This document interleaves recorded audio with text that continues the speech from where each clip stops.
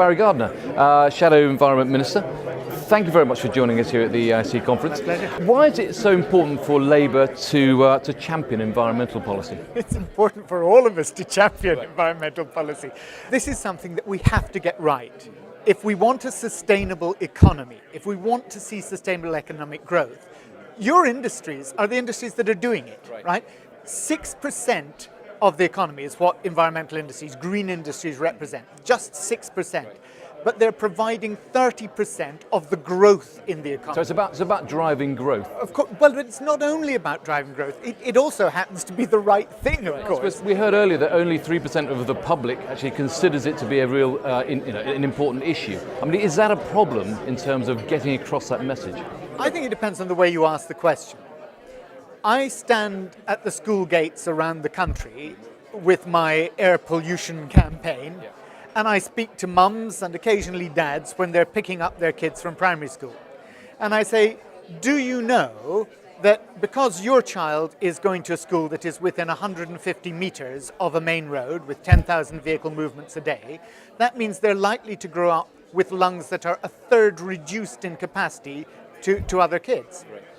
And they're horrified. Yeah. So this is something that, if you ask it in the right way, becomes phenomenally important to people. And air pollution is one area, I mean, you described it as a disgrace. It's an area of policy that you would champion. Yes, absolutely. I mean, as you know, we've said that we will set in place a national framework of low emission zones precisely to enable local authorities to take on the power that they need to actually tackle the problem. Clearly, energy is a critical issue. We heard earlier from John Cridland about the triple issue, the triple problem of issues around creating sustainable supply, creating an affordable supply, but also decarbonising. I mean, how would Labour actually bring all those issues together? Well, of course, we tried to do it in this Parliament, if you recall. I won't say just Labour, because Tim Yeo, who's the Conservative chair of the Select Committee, with myself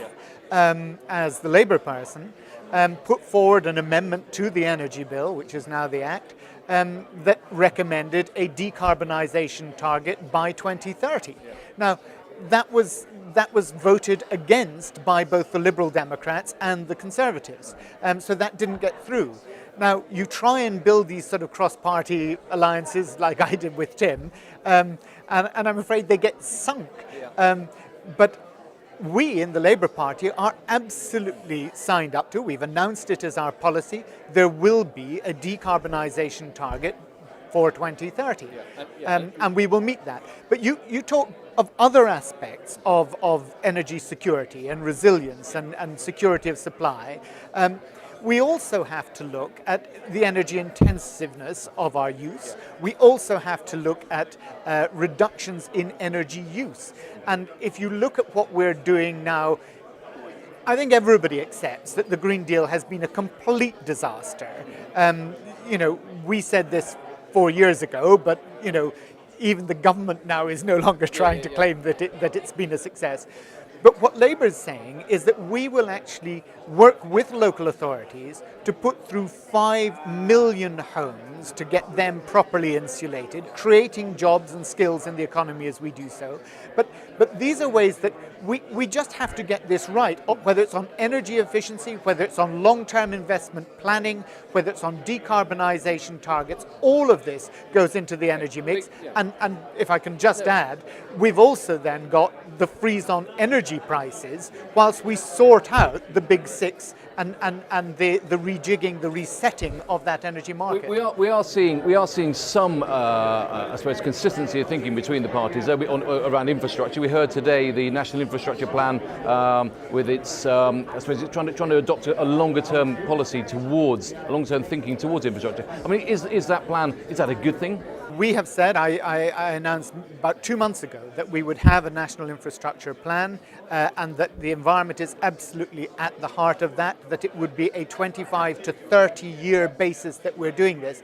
And we have said that we will do our flooding preparations, our flood defences on that timescale. Yeah. Now, the government says that the furthest it stretches out to is 2021, and if you listen to the Committee on Climate Change, even then they're not tackling the problem that they foresee with given the number of properties, the 800,000 additional properties that will be at risk by then. Will we see advances in the approach in the legislation around SUDs by that time? Is that ever in sight? Is that an issue that you want to take on in a Labour government? You know it is. Let's move on. Let's move on from SUDs. But no, don't move on from it, because we haven't moved on from it for the past 4.5 years. And this is we've got to, it's about planning. We've got to make sure that in every local authority up and down the country, this is absolute basic necessity, and that we instill this from the ground up. You cannot go on having the sort of misconnections, having the sort of problems with impermeable surfaces that we've seen.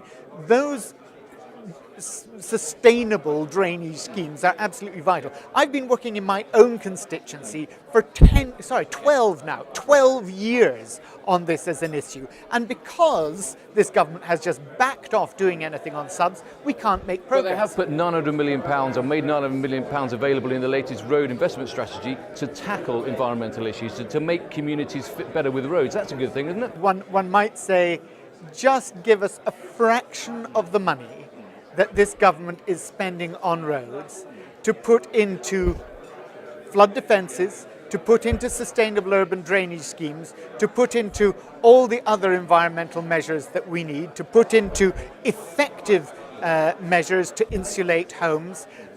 If we had it would be a couple of bypasses, and I could do much with that. To be fair, though, 2.3 billion invested in flood defences today. 2.3 billion that they've announced is 500 million pounds that they have not identified where it comes from, and 70% of all of the schemes are pre-announced. You said you were hugely depressed a bit earlier on. I mean, I'm depressed that the consensus has broken down. They used to believe in the Climate Change Act. They used to believe in the pitch review. Would the rest of the population be less depressed with a Labour-led government in terms of environmental policy? For a number of reasons they would. Because their children's health and their own health would have improved. We would not have 60,000 people dying from air pollution each year prematurely. They would be better off health-wise. They would be happier because their economy and their jobs prospects would be better, because we would have doubled this sector, creating more than 1 million new jobs in the green economies alone. That is environmental, yes, but it's economic. Right at its core, this is about transforming jobs, it's about transforming the economy, it's about economic growth, it's about investigating markets that we know we should be expanding into, like China, particularly with sustainable industries and environmental industries. This is the market that we need to develop, but you need a strong domestic base to work from. Barry, thank you very much for joining us here, and I wish you best of luck on the hustings. Many thanks. Thanks. Cheers.